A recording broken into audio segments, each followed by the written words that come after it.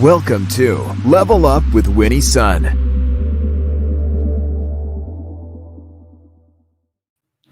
Hello, everyone, and thank you so much for tuning in today. Welcome back, and happy Friday, I should say. And how's your day going so far? I just finished speaking for the wonderful Women in Tech organization at NBC Universal. Joining me on the panel was actually corporate and personal CPA Steve Kirishima, who's based in Los Angeles, and we were sharing some of the most pressing tax season questions, and Steve was giving guidance and how we can best navigate this time. A little highly insightful discussion. And I just thought I'd share with this, if these are sort of discussions that you feel like your organization could benefit from, these sort of discussions during tax season and other things like business discussions, definitely reach out because I'd be happy to discuss this with you. And if you're joining us on the replay, a big hello to you. Thank you so much for tuning in. It's wonderful to have you with us. And a big welcome also to my friends at Modern Mom, who we're also streaming to each and every day. Now let's talk about the market and how it closed, because today was, my friends, a great day on the financial markets. In fact, this is a great day for a Friday because the Dow closed up 453 points. The NASDAQ closed up 161 points, and the S&P 500 up 65. Yes, indeed. Fireworks indeed. The stock market soared today. In fact, stocks were celebrating Friday, I guess, because today was a day of broad-based late buying by investors, helping the Dow jump over 150 points in the last hour alone. And today, President Biden is also feeling pretty confident and pretty excited because, as you remember, he was pressing for 100 million COVID vaccine being distributed in his first 100 days in office. Well, now he wants to turn it up a notch, kick it up a notch. He's calling on a new goal of having 200 million COVID vaccines being distributed now within his still first 100 days. So good luck to him. Hopefully, more Americans can get protected. Now, the financial industry also saw an uptick today as investors feeling more confident as the Federal Reserve announced that banks would be able to start buybacks and raise dividends starting at the end of June. Investors are feeling more confident because they're giving more clarity. As investors, those of us participating in the financial markets, we want to know. I mean, it could be bad news, but you need to tell us, right? Now, there's additional fears of inflation. However, this is sort of being subsided today because even though there's been an increase in some gouging in prices of things such as food and energy, but get this, it didn't increase as much as analysts had forecasted. So yeah, that was better again. And again, that was a good thing. So definitely you saw some of that uptick in the financial markets today. People are feeling more positive. Today's a good Friday. People are feeling really good. Now, in other matters, you may have been following this news, but Apple Inc. Has said that they are totally committed to keeping your data safe. And, they had planned to proceed with their plans to make it harder for advertisers and brands to target certain iPhone users, certain bits of information of yours, right? So we're talking big disruption in the realm of over $400 billion. That's actually how big the digital advertising space is. In fact, as you remember, Facebook, as well as other gaming companies and ad tech providers, were really considering all their options. Like, what are they going to do? There's been talk about evaluating different options, such as updating payment models, creating new advertising techniques, and getting creative with notifications for users. In fact, the changes that were planned for Apple's iPhone software is part of the company's pursuit for more transparency for those of us who are iPhone users. And they want to make sure to initiate an app tracking transparency plan that is meant to help users protect our privacy and putting the power in our hands, allowing us to dictate whether or not apps that track our spend or our surfing, our decisions that we do on our iPhones, whether or not advertisers will have access to this. And they're saying that this is actually going to be happening sooner rather than later.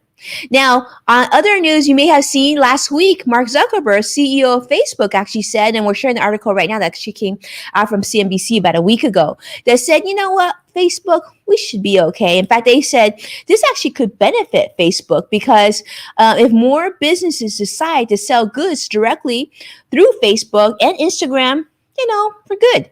An article also shared that Facebook has been preparing for the Apple changes for some time.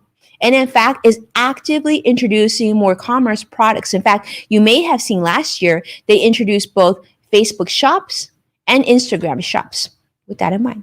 So on other matters, it's Friday, and Fridays are always fun because Fridays are where you submit your questions and I actually answer them right here on the show. We got so many questions this week. In fact, after today's workshop from our Tech Women event at NBC Universal, even more questions came in. So we have a lot to talk about. I want to say a huge hello.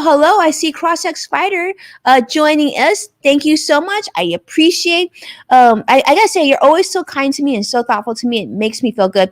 Thank you so much. I guess you like my blue suit. I'm feeling good today. I will be honest with you. It's been a really tough couple weeks, and I kind of didn't feel like myself until the last couple days. So I'm feeling back in the groove, feeling good to be here with you. Let's take on your first question. All right, let's see what we've got. Okay, Winnie, we're getting offered a new type of retirement plan at work. What's a Roth 401k? How does this work? Okay, I love this question. Now, some of you may already have a Roth 401k at work. This this friend of ours, doesn't have one. Let me tell you, I'm loving this. Now, the Roth 401k is definitely one of my favorite accounts. In fact, at my work, that's how I contribute towards my retirement within the Roth 401k. Now, the Roth 401k works a lot like the Roth IRA in that monies that you contribute to the plan are after tax, and then they continue to grow. Compounded, tax sheltered until you reach 59 and a half or beyond. That's what they consider full retirement. That's what the IRS expects as full retirement from a retirement plan. And 59 and a half and beyond, if you take distributions from the plan, guess what? It's 100% tax-free. No state taxes, no local taxes, no federal taxes, no AM taxes, no gas taxes, no popcorn taxes, no taxes, right? So that's what's really great about this plan. Now, do you know that you have to pay taxes on the front end, right? So this is like, basically, you're not getting to contribute to your retirement on a pre-tax basis. This is on an after-tax basis.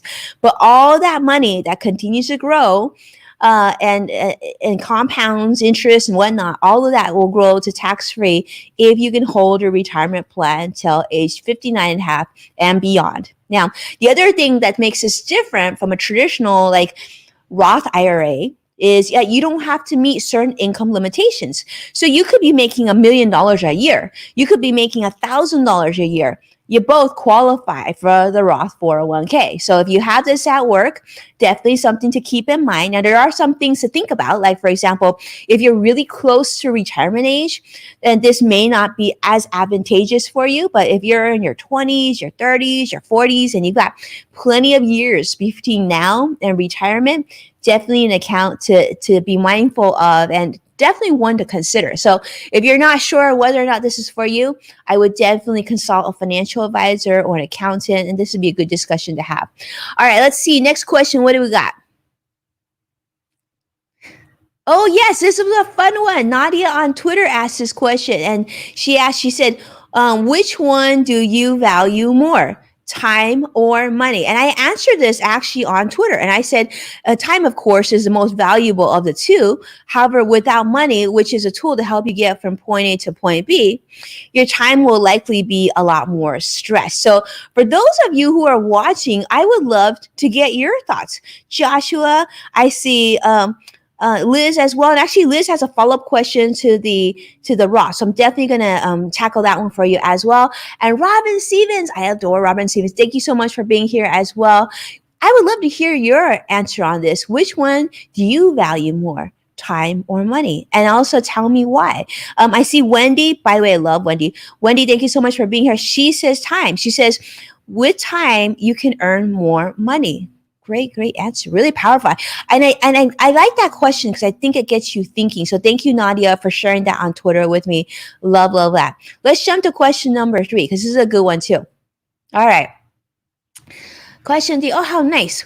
Hey, Winnie, love the show. I was wondering if you could talk about this. Can you teach someone to have an inner drive? My college son and I have been debating. Inner drive. I'm loving this topic. All right. Well, let me say that, like, when I was younger, if you asked me this question, I would say absolutely you cannot. Like, you either have inner drive or you don't. But now, as a parent with 3 younger children, and with all sorts of clients and colleagues and team members, I actually think, although maybe we have our innate levels of inner drive, I think you actually can teach someone to have inner drive. You can certainly teach someone to have more discipline in their life, be more scheduled, and have a more positive, mindset, and get them to better acknowledge their own talents and abilities, right? And give them the enthusiasm and support to help them reach their full potential.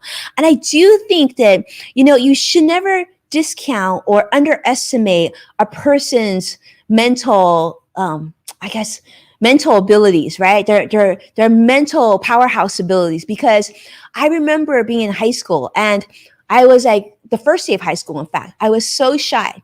And we had just changed school districts, in fact. My parents had moved us to a new district. I was such a shy person before that point. And I remember literally walking to school that day and telling myself, today, you will no longer be shy. Today, you will be out there. You will talk to people. You're going to be okay. And you're going to meet people. You're going to make friends. And that shy Winnie from before, that's done. That's a chapter that we have put behind us. We're moving forward and we're going to be okay. And I literally remember doing that my first day of freshman year in high school. And from that day on, and that's literally what happened. I ended up being president of this club and that club, and and all these things. And that sort of made me decide that enough was enough. I was worthy to be heard, and I had something to share, and we're going to stop that. We're going to stop all that negative talk, right? So I would say I actually do believe that you can teach someone inner drive, and you can certainly teach someone to really understand themselves and really love themselves and realize that there is something very special, magical about them, and they are allowed to go ahead and embrace that for themselves. So that's what I would say. Hopefully that was helpful. Those of you who are watching, really love getting your insight on this too. I'm sure, what are your thoughts? Can someone teach someone to have more inner drive? Great question. All right, let's go to this question. And don't worry, Liz, I didn't forget about you. We'll come back to you. All right, next question. Let's see what we got. All right, Winnie, I know you've talked about working with an accountant or CPA before. What should I look for when looking for one? My partner and I feel like it's time to work with a professional. Our taxes are getting to be more than we want to handle. Okay, I really like that you say this. So I'm going to share with you a story. So when I first started, I was going to say when I was a financial advisor at Smith Barney, I'm still a financial advisor, but like when I first started in the financial industry, one thing they always say is, in addition to what you do, you want to make sure that you have an accountant or accounting partners, multiple partners that you can talk to and also introduce to your clients, because in addition to needing you, your clients also need a tax professional. So I went through this process of literally, this was back in the days, like kind of pre-Google. I went on Yahoo and I did a search for all the CPAs within like a 3.5 mile radius. And I said, you know what? I'm going to find the best accountant possible. I don't want to find just any old accountant. I'll find someone really good. I interviewed more than 40 accountants. And this is a great question that you gave me. So this is what I would say. The number one thing I will tell you is this. This is the most important thing. You're looking for someone that you connect with, who you enjoy talking with, that you want to ask questions and you want to spend time with them, that you like to have lunch with them. Because the more you like your relationship with your accountant, the better your relationship will be, and the better the quality of advice she or he will give you. Okay, this is key. The other thing I'm going to say, and this goes with finding any financial professional or anybody in your professional life, if COVID has shown you anything, that is that you don't need to be in the same zip code. You don't even need to be in the same state. Okay, I learned this in fact from our talk today with NBC Tech Women, is that your CPA in most cases can help you regardless of what state you're in. Like the CPA that discussed today, he said he takes care of clients in over 16 different states. He's like, all the states that I have clients, I can take care of them in. So look for somebody that you click with who really knows their stuff, has been an accountant, certified, licensed for a very, very long time. That's key. But you're looking for someone that another thing is that they don't nickel and dime you. So you don't have to worry every time you send them an email or you pick up the phone and you call them if they're going to charge you each time you do that. The other thing I would suggest too is find someone that's really good about responding to you. Let me just tell you, my publicist, who I love, Robin Stevens, like one of the things I love about her is like I can reach out to her literally 24 hours a day. Now she will get back to you like there's no tomorrow. Sometimes I'm like, oh, I feel bad. I purposely try not to text her because I know she's probably gonna like wake up and respond to me. So sometimes I purposely email her just because I know she's so responsive. Same thing with any professional that you work with.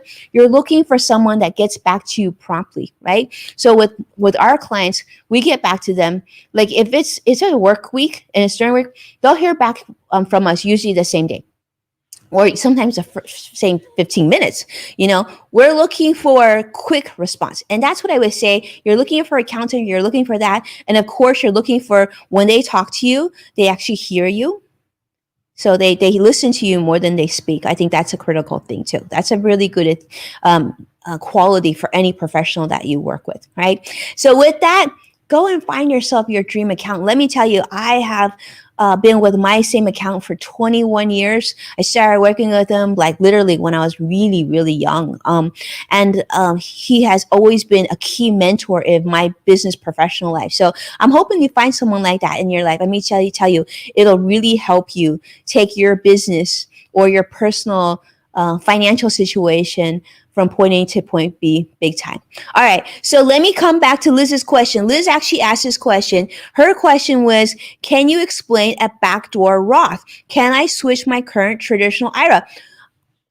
This is a perfect question. In fact, a lot of people asked this question on our talk earlier today. And actually, I'm going to ask my amazing creative director, Curtis, to actually share this article. I actually shared an article on Forbes, which was 2020 is the year you should consider your Roth IRA conversion. I'll give him a moment because he's going to go search for it and share this with you.